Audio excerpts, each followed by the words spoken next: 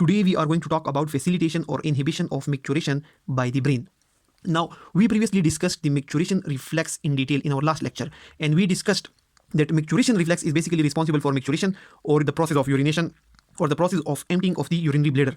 We also discussed that how the micturition reflex starts and how it basically helps in the micturition process. Now, to properly understand the micturition reflex, you can watch the previous lecture in detail and you can understand this.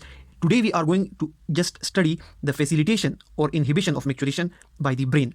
So the basic role is played by the micturition reflex, which is a completely autonomic spinal cord reflex. Basically, this micturition reflex is a completely autonomic spinal cord reflex. This is the spinal cord, and this is basically the innervation of urinary bladder. This is something which we have discussed previously. Now, the micturition reflex is completely coordinated at the level of spinal cord, but the brain has some effect. Now, there are some centers in the pons, in the brainstem, in the pons, which is basically in the brainstem. There is a strong facilitative and inhibitory center. So in the pons, there is a facilitative and inhibitory center, and in the cerebral cortex, there is a strong inhibitory center.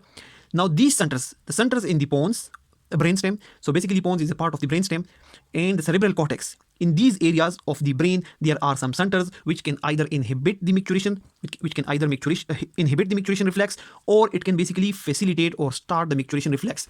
Now, how they basically facilitate or inhibit the micturition? So they basically play their role through three main ways. First of all, these centers, the centers in the pons, the brainstem, the centers in the cerebral cortex, they normally inhibit the micturition reflex.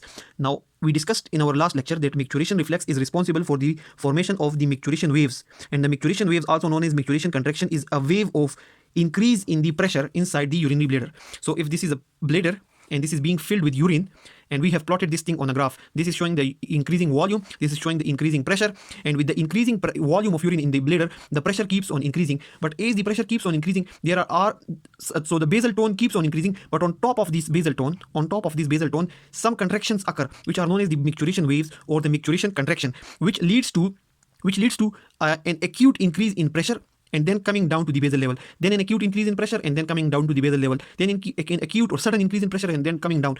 But as the volume increases, as the amount of urine in the bladder increases, this contraction, these micturition waves, they keep on increasing until and unless the micturition occurs. Now, these contraction processes are facilitated or started by the micturition reflex. But the micturition reflex in itself is basically either facilitated or inhibited by the brain. So these centers are playing their role. How? They can play their role by basically keeping or inhibiting, stopping or controlling the micturition reflex. If the brain centers, the centers in the pons, the centers in the cerebral cortex, if they play their role and they basically stop the innervation to the bladder, they basically stop the signals to the bladder, or basically control the signals to the bladder, they can basically inhibit the micturition reflex. If the micturition reflex is not occurring, these micturition waves, these micturition contractions, they will not occur, the bladder will not contract, and emptying of the bladder will not occur. So this is basically inhibition of the micturition reflex by the brain. This is one way, inhibition of the micturition reflex. The second thing is that the higher center, the centers in the cerebral cortex, for example, the centers in the cerebral cortex are mainly inhibitory. They can basically control, they can strongly contract the external sphincter. So even if the micturition reflex is occurring, even if these contraction processes are occurring, even if the urinary bladder is strongly contracting, still these centers in the brain, they will strongly contract the external sphincter and they will not allow the urination process to occur. So the continuous tonic contraction of the external sphincter of the bladder is basically one method used by these higher centers to inhibit micturition.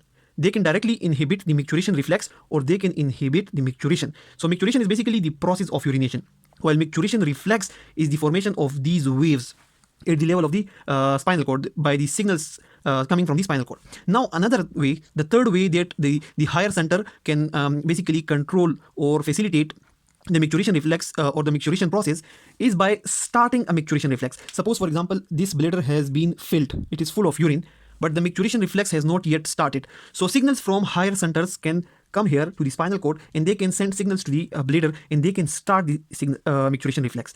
Now, these processes, signals coming from the higher centers of the brain, can either stop this micturition reflex or they can either strongly contract the external sphincter or they can either start this reflex. And these three processes can either facilitate or inhibit the micturition process. And depending upon the environment, if the environment is suitable, the centers in the brain the centers in the brain may allow urination to occur, and if the environment is not suitable, they may inhibit the micturition reflex, and they may strongly contract the external sphincter and stop the urination process. Now, when the environment is suitable and the micturition reflex has been started, the centers in the brain, they basically decides with the voluntary control of the human being to start micturition. So what happens is the abdominal muscles contract, and due to which the urine in the upper part of the bladder, it comes down and it touches the posterior urethra, which leads to strong signals coming from this area toward the spinal cord. The sacral micturition center center gets activated, and it sends strong signals to the urinary bladder, and the urinary bladder starts contracting, and at the same time this external sphincter opens and the urination process occurs. Now, once the urination process has occurred, almost all the urine present in the urinary bladder will go out, and sometimes 5 to 10 ml of urine may be left behind. So, to summarize, the facilitation or inhibition of the micturition by the brain centers that are either present in the pons or the cerebral cortex, they can either facilitate or inhibit the micturition. How they facilitate or inhibit? They can either inhibit the micturition reflex, they can either contract the external sphincter, or they can start the micturition reflex depending upon the environment. Similarly, once it has been decided to start the micturition reflex and relax the external sphincter and start the urination process, then the pressure in the abdomen is increased so that urine come down, it touches the posterior urethra, which again leads to starting the micturition reflex, and urination can occur. That's all about the role of the brain in micturition reflex. Thanks a lot for watching the video.